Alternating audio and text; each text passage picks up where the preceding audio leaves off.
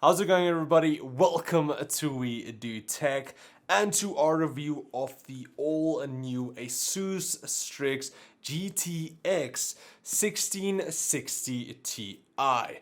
And yes, that name does sound wrong because it should have been the 11 series, not the 16 series, but that's fine. Nvidia can do what they want.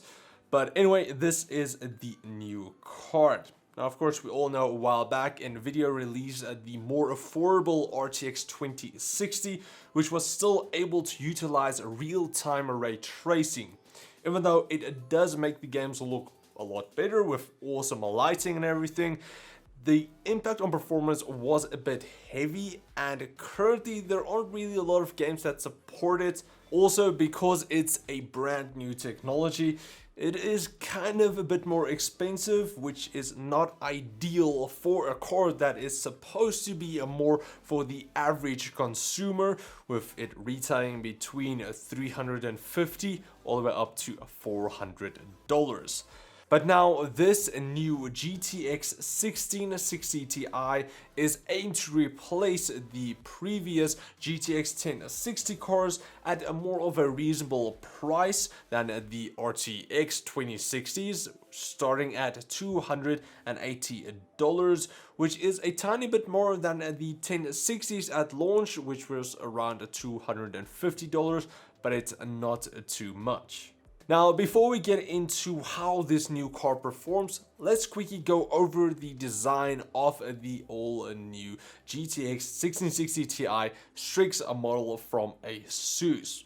So, compared to the previous 1060 Strix, it mostly looks the same with this triple fan design, the space gray color scheme, and then of course RGB lighting.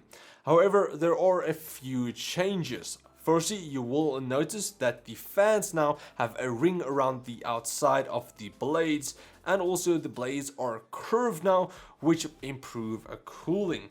Along with that, the heat spreader is a bit thicker, and yeah, you get a LED off button on the card itself, which I don't really feel was necessary because you do already get the Asus Aura software that you can disable the lighting, or better yet, you can turn on the lighting and just link all of your Asus Aura products together for an awesome lighting effect. I think that does sound to be a bit better. But yeah, you do have the button if you want to turn off your lighting for some reason. Now, as for the new fan design and the thicker heat spreader, they cool the 1660 Ti really well, and it does keep noise to a minimum. With a Furmark running, the GPU only reached 68 degrees at 34% fan speed on a pretty hot African summer day with no aircon on, so it performed quite well. But that's kind of to be expected because the previous 1060 Strix cards also performed really well and stay silent. So yeah, it's not really that much different there. The Strix cards have always performed really well. Just quickly for I/O, you do get 2 HDMIs and 2 display ports. Power-wise, you get a single 8-pin connection that needs around 120 watts, so a 500 watt power supply will work perfectly to power this card.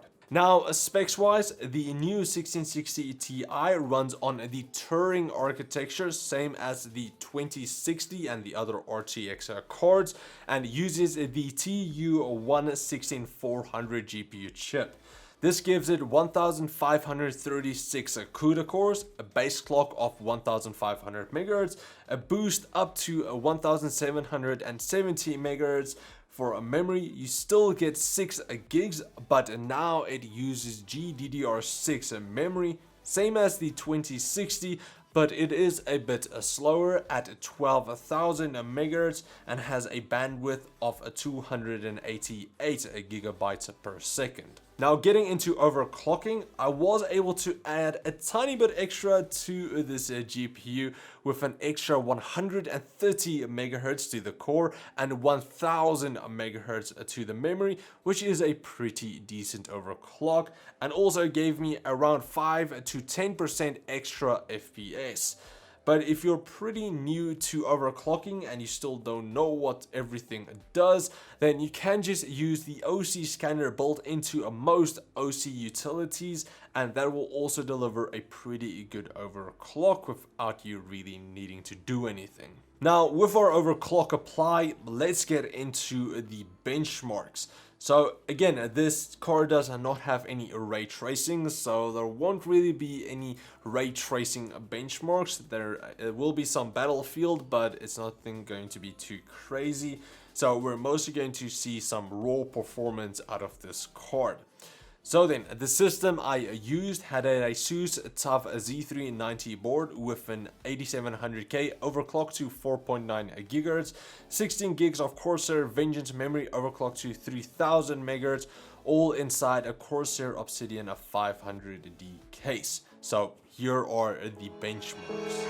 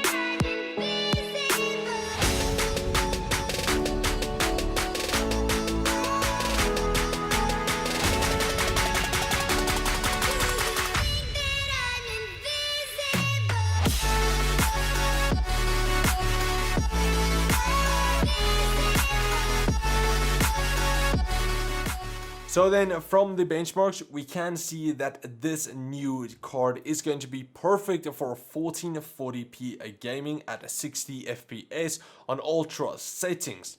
Now, of course, you can also bump down the graphics a bit and you can increase your FPS to around 100 FPS on even AAA titles if you do want that.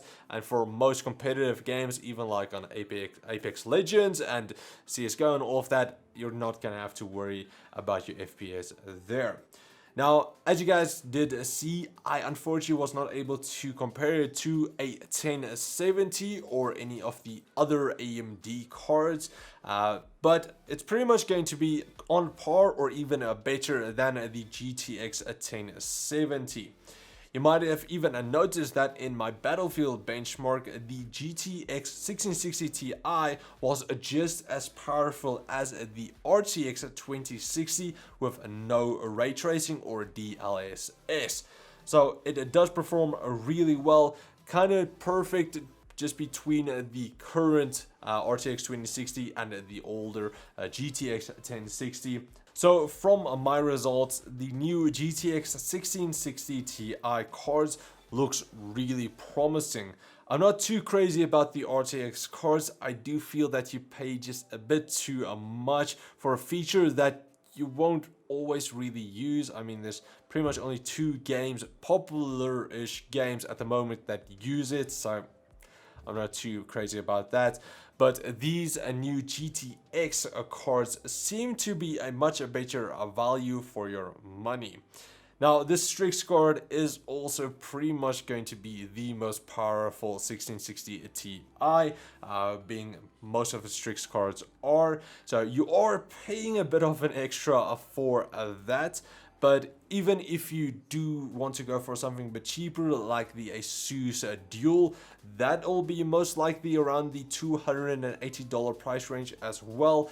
That is going to be an excellent, more affordable option that you can go for.